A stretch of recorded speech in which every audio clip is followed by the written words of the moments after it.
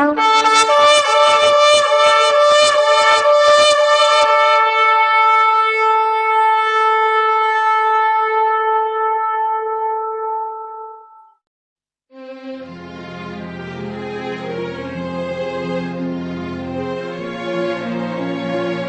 में आपकी सलामती हो, खुदा आपको बरकत दे, खुदा अपने चेहरे का नूर हमेशा आप पर जलवागर फरमाए।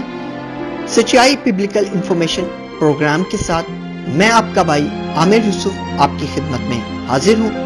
अजीजों, हम खुदा के कलाम मुकद्दस में से यौम सब्बत के हवाले से सीख रहे हैं और यौम सब्बत के हवाले से हमने खुदा के कलाम मुकद्दस में से सीखा था कि सब्बत एक अबदी अहद है और हमने ये भी जाना था कि सब्बत का दिन इतवार नहीं बल्कि खुदावंद के कलाम मुकद्दस के मुताबिक हफ्ते का दिन ही सब्बत का दिन है जिसको खुदावंद ने मुकद्दस और पाक ठहराया।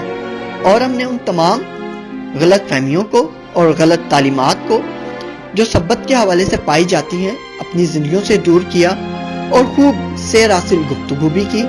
और आज भी हम अपने इस रूहानी और इल्मी सफर को जारी रखेंगे खुदा की रूह की हदायत से।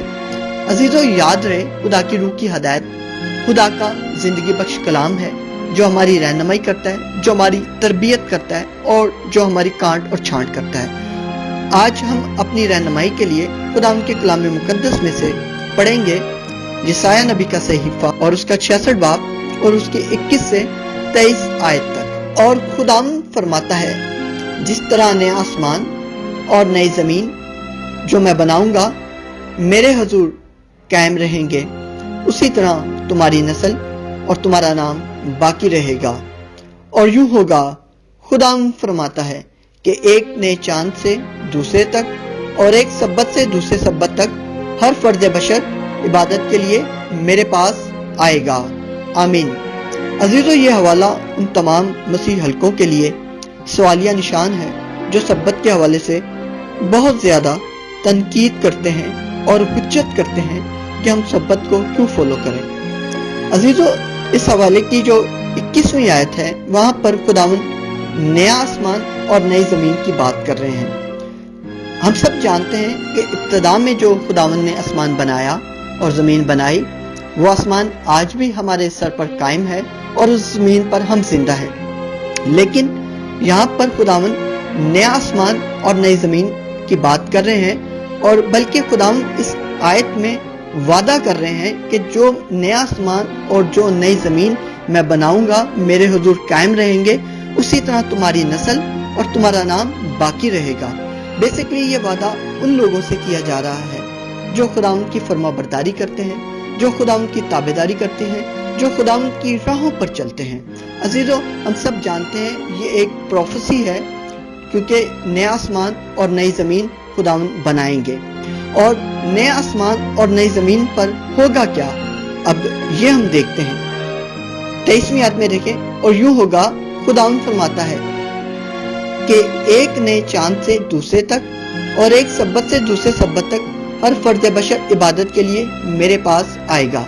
अजीजों, नई जमीन और नए आसमान और खुदावंद के लोग एक सब्बत से दूसरे सब्बत तक खुदावंद के हुजूर इबादत के लिए आएंगे। तो अजीजों, मैं आपको सिर्फ सब्बत की अहमियत बताना चाहता हूँ कि जिस तरह इस रूए जमीन पर भी खुदावंद ने फरमाया कि सब्बत के दिन को याद करके पाक मानना, और खुदावंद ने फरमाया कि सब्बत के दिन तुम्हारा मुकद्दस मजमा हो। अब ये कहाँ लिखा है कि सब्बत के दिन तुम्हारा मुकद्दस मजमा हो? मैं ज्यादा इस मैसेज को तवील नहीं करूंगा। आप अहबार उसका 23 बाब और उसकी 3री आयत को देख लीजिएगा। वहां पर खुदावंद ने फरमाया है कि सब्बत के दिन तुम्हारा मुकद्दस मजमा हो।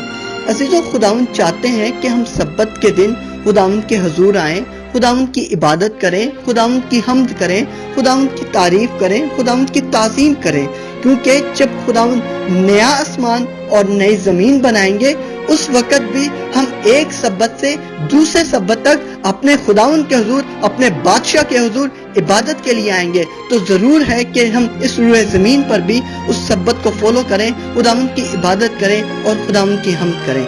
अजीजों, अगर आप कलाम मुकद्दस में देखना चाहें तो आपको बहुत सारे सब्बत के हवाले से بہت سارے ریفرنس ملیں گے جہاں پر خداوند اپنے لوگوں کو بار بار یہ فرماتے ہیں کہ وہ سبت کے دن کو پاک جانیں، وہ سبت کے دن کو مانیں اور خداوند کی عبادت کریں۔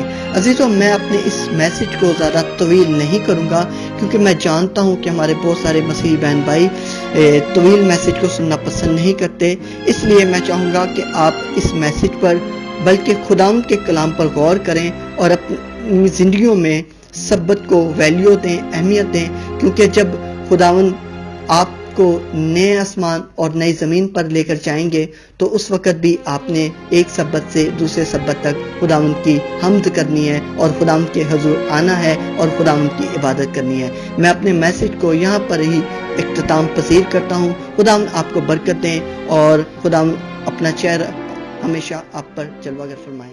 آمین۔